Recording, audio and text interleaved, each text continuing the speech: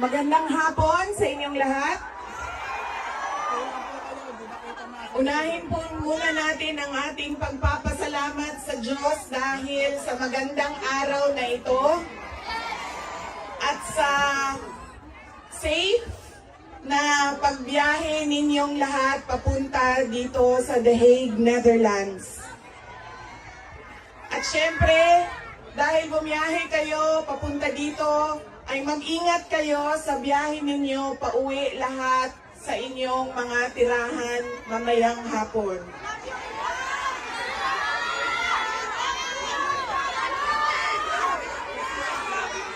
Susunod po ang pagpapasalamat ko sa Dutch Police sa kanilang pagtulong sa atin na mabuo yung programa ngayong hapon na ito at sa pagpahintulot na tayo ay magkaroon ng rally para kay Pangulong Rodrigo Duterte. Maraming salamat po sa Dutch Police and of course sa local government ng The Hague at sa Foreign Ministry ng the Netherlands. Maraming salamat sa kanila.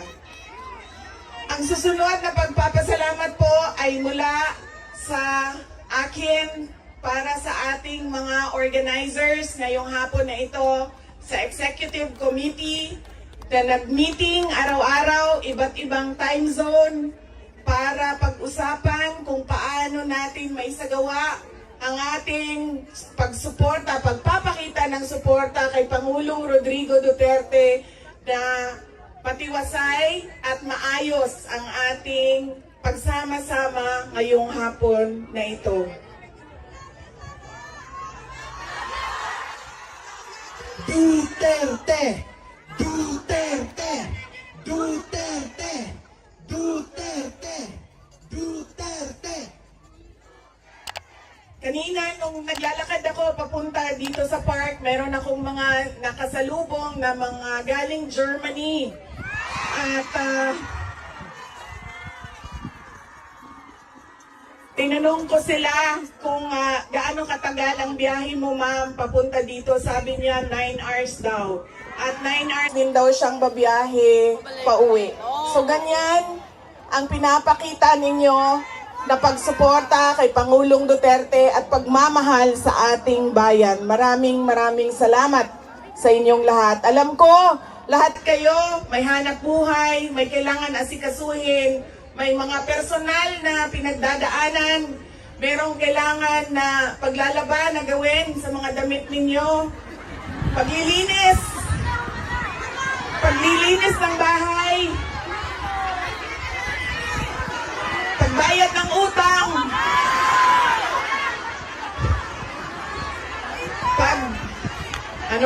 pagtawag sa inyong mga mahal sa buhay doon sa Pilipinas, ay nandito kayo ngayong hapon na ito at ibinigay ninyo ang oras ninyo at panahon ninyo para mapag-usapan natin ang estado ng ating mahal na bayang Pilipinas.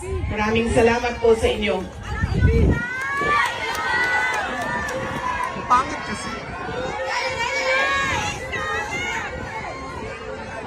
Naikwento ko na ito noon, pero mas mahalaga yung kwento ngayon dahil napag-usapan namin siya ni Pangulong Duterte doon sa loob ng detention center ng ICC. Noong ako ay bata pa, lagi sinasabi ng hindi niya yung generation ng tatay ko, 1940s, 1950s, 1960s, hindi sila yung mga magulang na tulad ngayon sa atin na ini-explain natin sa ating mga anak kung bakit natin ginagawa ang mga bagay-bagay. Lagi dapat may explanation. Sa kanilang henerasyon ay diretso ka lang pagsasabihan or pagalitan. Ganun yung generation nila. Nung ako ay lumalaki, lagi niya sinasabi sa akin, hindi ka tao sa paningin ko kung hindi ka doktor o abogado. Lagi niya yang paulit-ulit habang ako ay lumalaki. Lagi niya yan sinasabi, Pag hindi ka natapos ng pag-aaral mo, magiging abo ka dyan sa Abo ka gilid dyan. ng daan. You always emphasized that you mean nothing to the world if you do not finish your education. That was that is my greatest gratitude to my father. The emphasis he gave in education.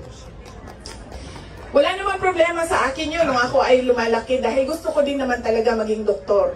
Kaya on that point, pareho kami ng hindi ako yung pinipilit ng mga magulang na magdoktor ka kahit ayaw. So walang naging problema sa amin doon.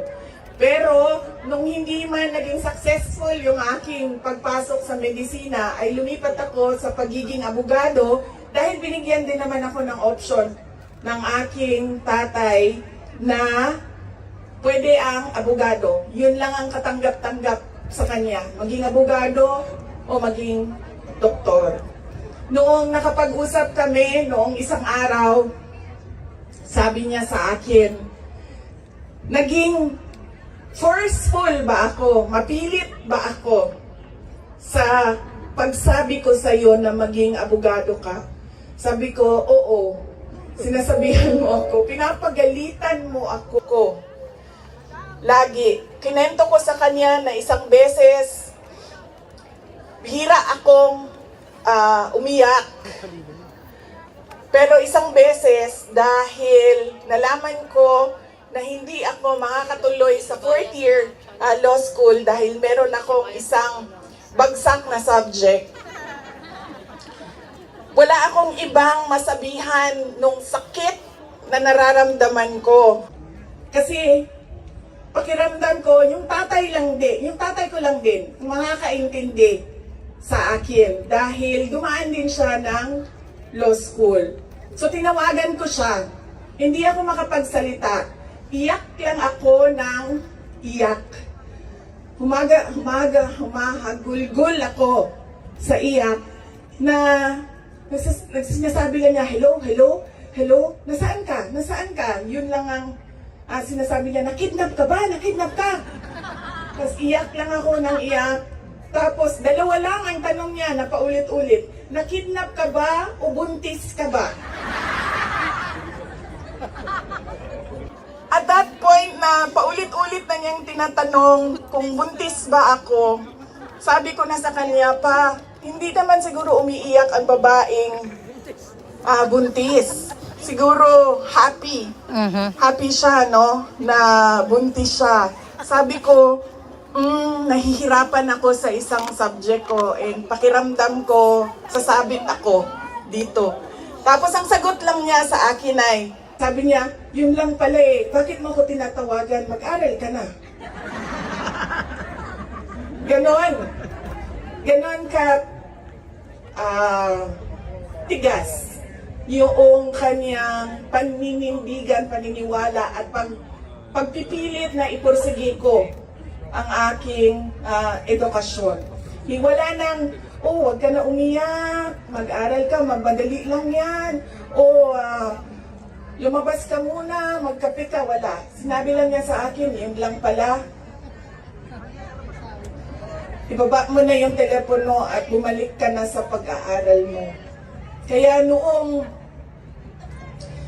ako ay naging abogado, yun din yon ang sinasabi ng kaibigan ng tatay ko sa akin na nakita niya ang tatay ko sobrang saya. Yung araw na yon na nalaman niya na naging abogado ako, yun yung sobrang saya niya.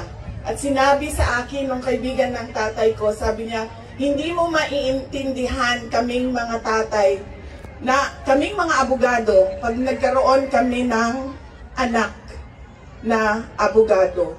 Ganun, iba yung saya namin kapag nakikita namin na meron na kaming anak na abogado.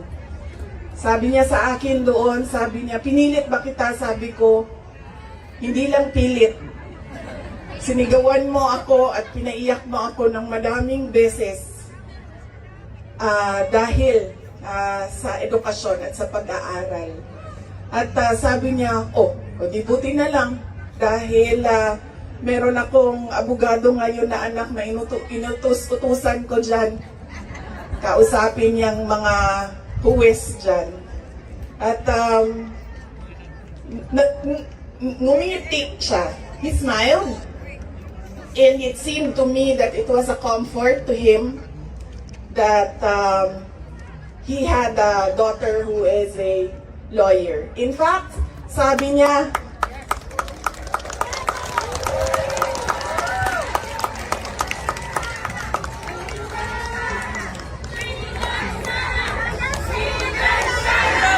Inday Sara Duterte! Inday Sara Duterte! Inday Sara Duterte!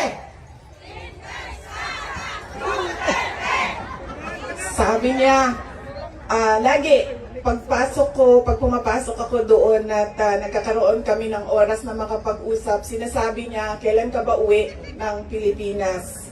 Anong date ka uuwi ng Pilipinas? Anong ginagawa mo dito? Bakit hindi ka pa umuwi sa Pilipinas?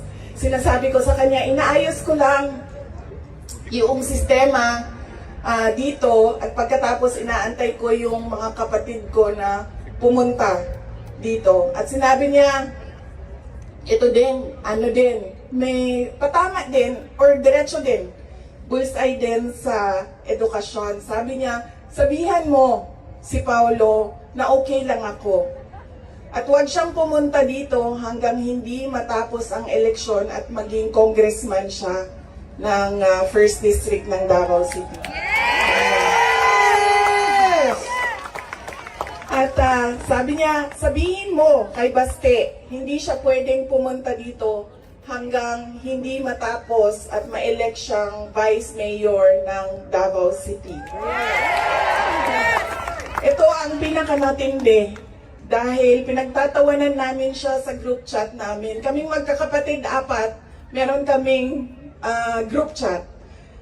Dahil ang sinabi niya kay Veronica, sabi niya, sabihin mo kay Kitty, hindi siya pwede bumisita dito hanggang hindi siya abogado. Oh my God!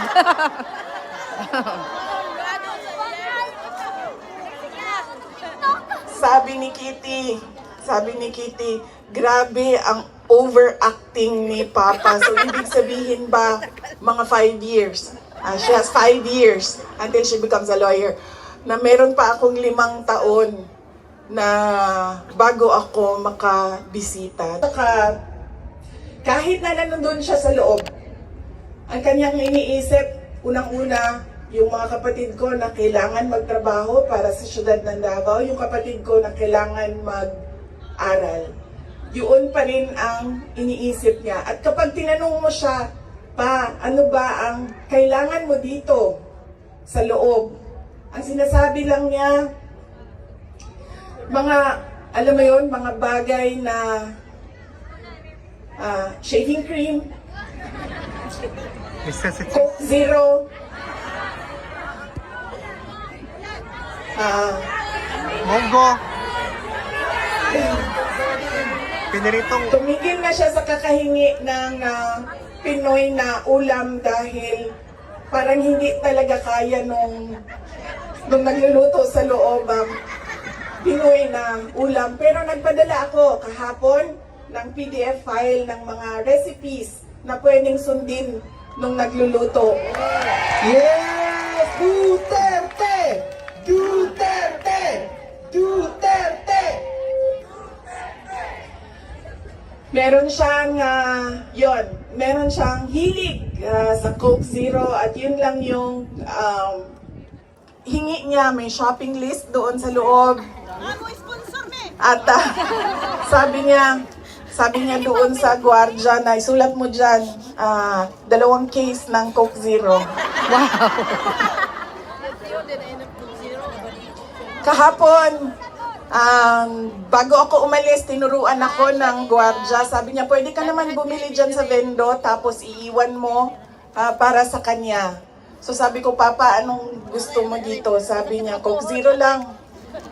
So bumili akong 4 na Coke Zero, iniwan ko.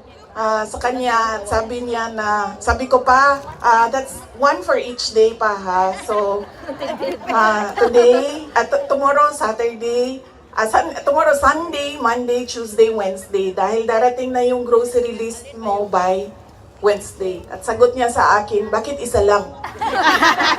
Walang budget. Sabi naman nung gwardiya, sabi niya, you have to have at least, he has to have at least 2 because he already drank upstairs, 1 Coke Zero. And then sabi ko, o sige pa, sabi ko, babalik naman ako sa Lunes. Sabi ko, 2, bukas Sunday, and 2 sa Monday. Tapos i-replenish ko na lang yung Coke Zero mo. Sabi niya, sabi ko sa kanya, alam mo pa, sinasabi sa iyo ng doktor, maglakad ka daw. Huwag kang nakaupo lang sa kwarto mo. Tapos, sabi ko, pwede ka naman, allowed kayo na lumabas dyan. Sabihan niyo lang ang gwardiya. Sabi niya, ayoko maglakad sa labas kasi baka didiretso ako sa gate at umalis sa lugar na ito.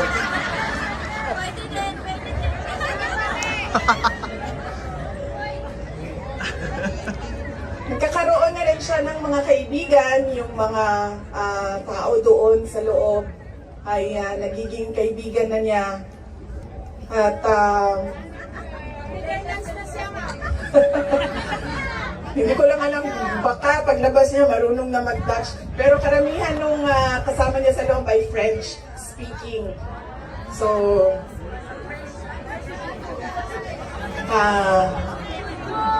baka paglabas niya, no, di na kay kamao magbinisaya, tingala tama.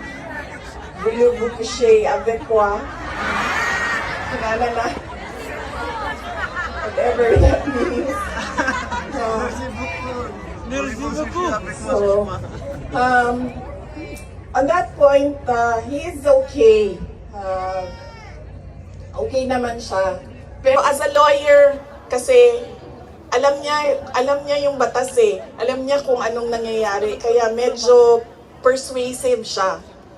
And lagi niyang inuulit-ulit kung ano yung kailangan gawin para sa kanyang kaso. At lagi siyang nagtatanong ng timelines dahil alam naman natin sa korte ay medyo may kabagalan. Diba? Magsasagutan, ang prosecution, ang defense, maraming mga papel na kailangan ipasok at antayin ang oras. Kaya siya din ay insistent sa mga timelines niya. Pero ang sinasabi niya lagi, alam niya na mali ang ginawa.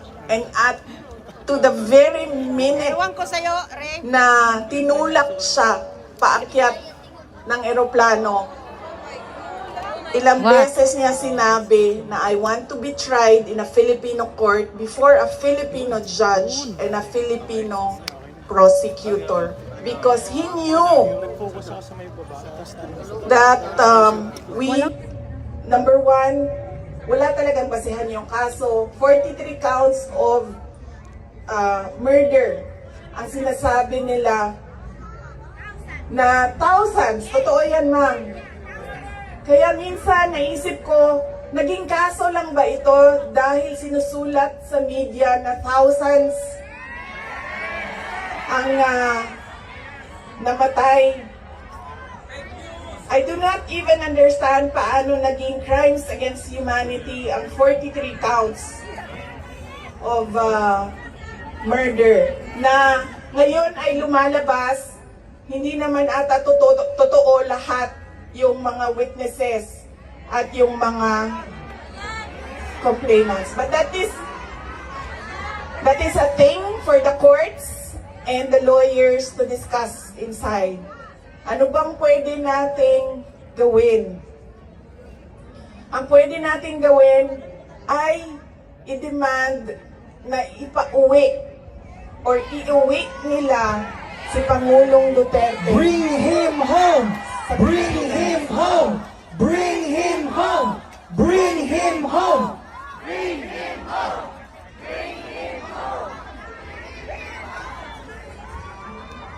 Dahil yun din ang gusto niya. Araw-araw na nandun ako, sa mga araw na nandoon ako, isa yan sa paulit-ulit niyang sinasabi, kailan mo ako mapalabas dito dahil darating ang eleksyon, mag-mayor pa ako ng syudad ng Davao. Bring him home! Bring him home! Bring him home!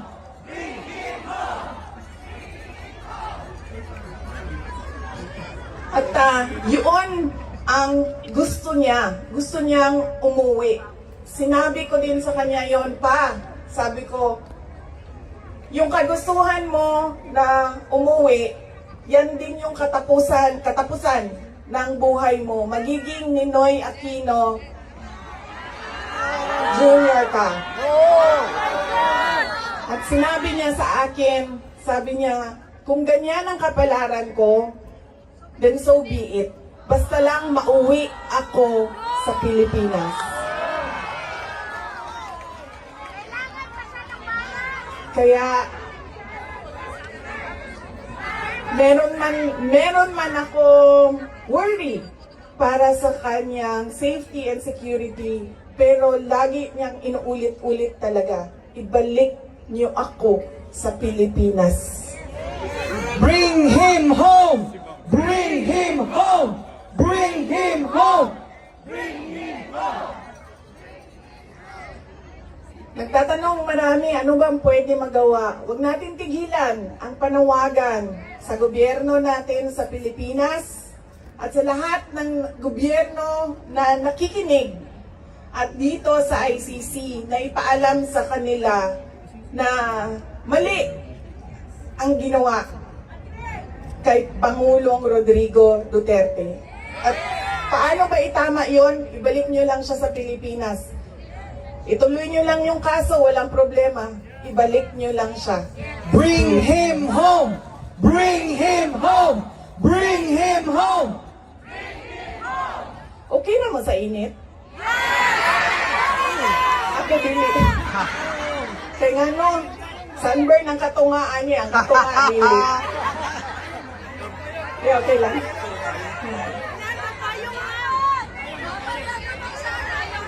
fresh maghapon, ma'am. Hindi, okay lang, okay lang. Ginawangan lang tamo. Naka-ready ang sunblock diri doble. Doble. Fresh maghapon. Okay lang, sir. Kaya di nila makita na ako ang mata kung magkalok ka. Oo. Okay? Unsa pa ba? Ano pa ang pwede nating gawin?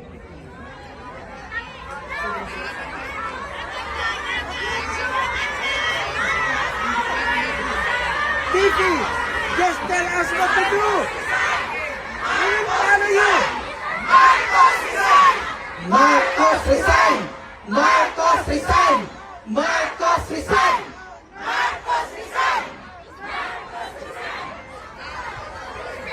Kayo nagsabi niyan, hindi ako ha. Bukas, suspended na kayong lahat. Nakulong na kayong lahat sa sedition. At kayo, hindi na kayo makakauwi dahil kinulong na kayo dyan sa...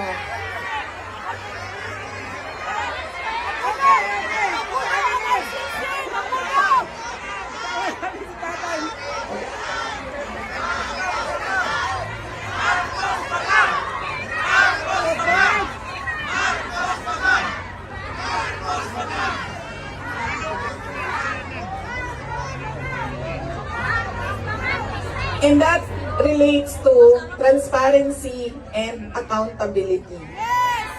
Alam nyo kasi, ang pagiging Pangulo, dapat nasa tamang pag-iisip ka. Kapag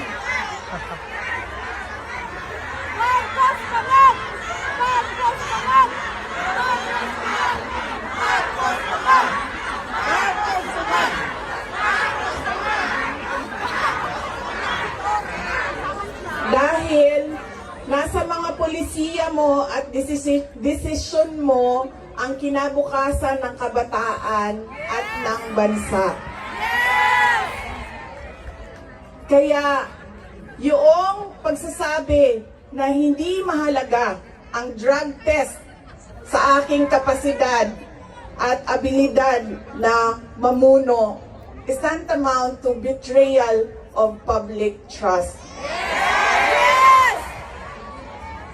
Dahil kailangan malaman ng taong bayan na nasa ayos ang iyong decision making.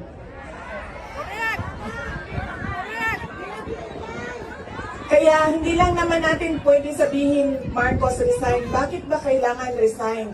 Dahil hindi mo pinapakita sa taong bayan na maayos kang mag-isip at kaya mo ang mamuno.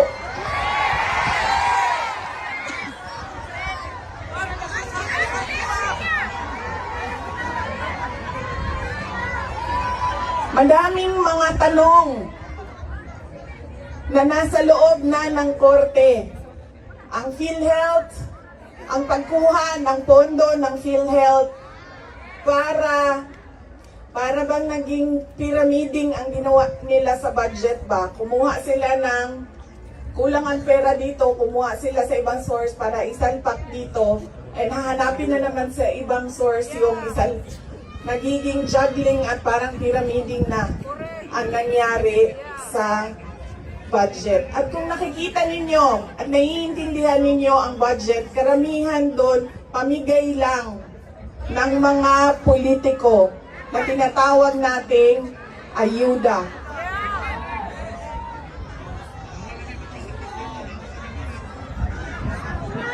Tumakbo kami sa plataforma ng unity at continuity.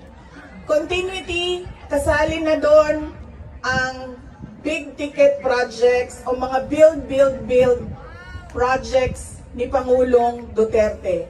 Pero wala kayong nakikita ngayon na development projects. Dahil lahat yon ay nakatago sa mga proyekto na pamigay o nandoon lang sa bulsa ng kontraktor at ng politiko na gumawa kuno ng project. Makikita ninyo na hindi handa ang Kongreso sa paggawa ng budget dahil may mga blanco doon sa enrolled bill na pinasa nila. Ibig sabihin, walang nag-iisip at hindi pinag-isipan paano ba natin gamitin ang pera ng gobyerno na makita natin na merong kapayapaan at kalambuan, kauswagan sa ating bayan. Noong ako ay tinanong noon bakit ako nag-resign sa Department of Education. Sabi ko, unang-una, personal yon. Meron kaming personal na hindi ko gusto na ginawa niya sa akin. Pangalawa, dahil sa loob ng Department of Education. Sinabi ko na itong noon, personal ko to na experience. Yung budget ng school building program ng Department of Education, pinaghati-hatian lang sa loob ng House of Representatives. Noong unang taon, nagawan ko ng paraan. Sabi ko, hindi pwede, sige. Kung yan ang gusto ninyo, yan ang makapagpapasa ng budget. Para magkaroon ng budget ang Department of Education, dadaan pa rin kayo sa validation ng regional offices ng Department of Education. Pag sunod na taon, naisipan na nila kung ano ang gagawin nila at hindi nila ma-deny ito dahil nakikita ninyo sa papel. Kaya wala din kumukontra sa akin dahil nakikita sa papel. Ang ginawa nila, gumawa sila ng sarili nilang listahan. Doon nakikita mo, pinaghati-hatian nila ang school building program at inattach nila sa General Appropriations Bill na sinabmit nila sa Senado. Sinabi namin sa mga senators, nakita nyo ba kung anong ginawa? Sabi nila, oo, nakita namin kung anong ginawa ng House of Representatives. Sabi ko, please, hindi natin masasolve ang problema ng school building program kung ganito lagi ang nangyayari sa budget ng new construction. Meron pang ibang problema sa loob ng budget. Sinubukan ng mga senators na tanungin, pasagutin, sumasagot, yes, pero pagdating sa BICAM, anong nangyari?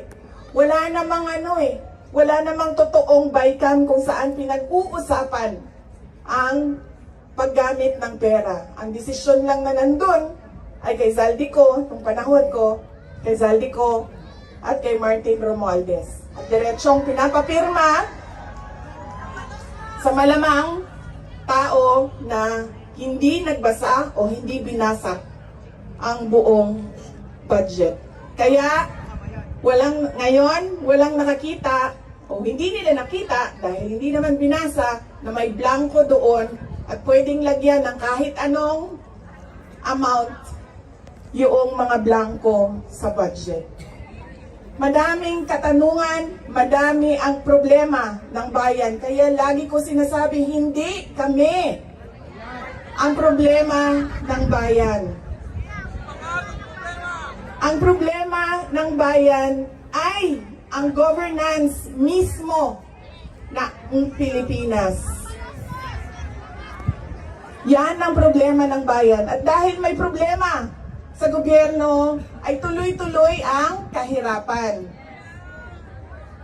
doon sa ating bayan. Nakikita nyo yan dahil dumadami ang nakikipagsapalaran sa ibang bansa. Dahil sa kawalan ng oportunidad doon sa ating bayan. Hindi siya, we should not be proud that we are exporting our countrymen, our workforce abroad. Dahil, wow, ang daming dollars na pumapasok sa Pilipinas dahil sa padala. Hindi yan siya nakakatuwa. Dahil ang isang bansa, dapat meron siyang oportunidad na binibigay sa kanyang mamamayan. Hindi lang yan. Decent housing, peace and order, quality healthcare. Nakikita nyo yan dito sa mga bansa kung nasaan kayo. At kaya kayo nandito dahil hindi niyo yan nakikita doon. And apparently, tayo lang yung nakakakita, yung nakaupo doon, hindi nila nakikita. Correct. Ayaw tingnan.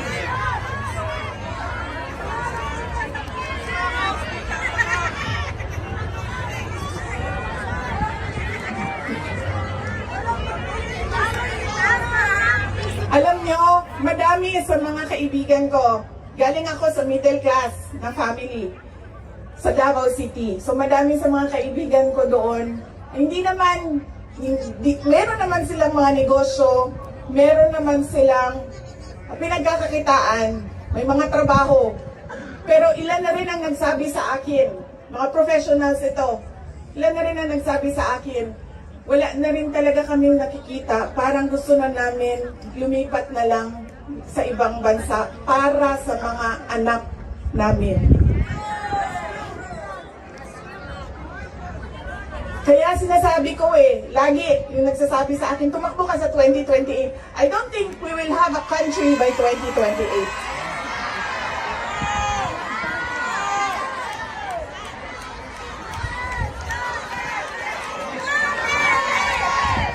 Duterte!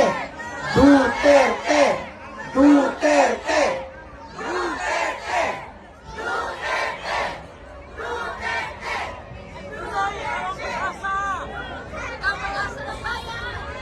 Kaya dapat natin i-exact ang responsibility dyan sa gobyerno na ibigay nila kung ano yung karapat-dapat para sa ating bayan.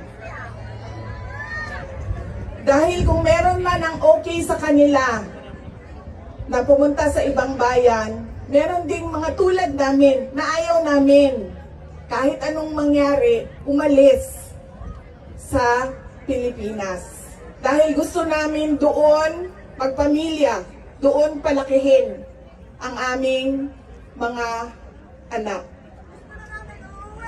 Kaya dapat meron tayong nakikita kung ano yung dapat para sa isang bayan. At alam niyo yun, kasi nakikita niyo yan. Kasi nakaikot na kayo sa iba't ibang bansa.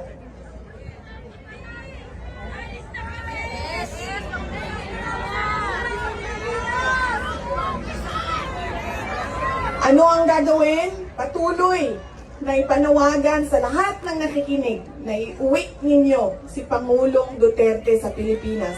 Bring him home! Bring him home!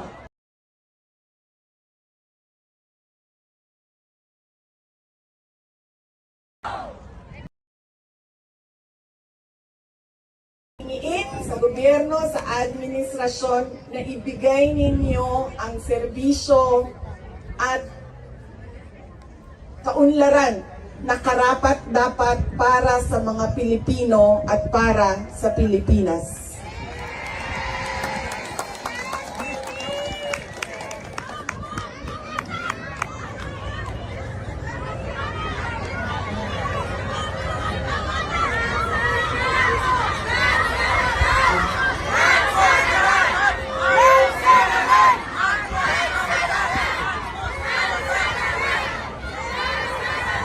Sa kagahi, sa ako ang bantak din ni Ma'am, naging ko paran. Kaya, nagpugong yung ko nga, nanili ko mahulog.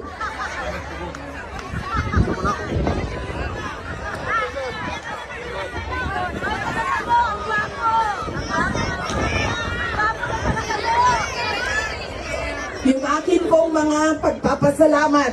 Una po, kanina meron na akong mga pagpapasalamat opening sa Diyos, sa ating host government, sa police, sa local police. Yung aking mga pagpapasalamat sa inyo, sa oras ninyo. Ang aking mga pagpapasalamat sa inyong patuloy na suporta sa aking opisina, ang Office of the Vice President.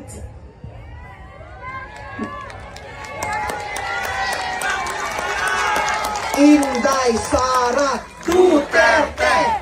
Inday Sara Duterte! Inday Sara Duterte! Inday Sara.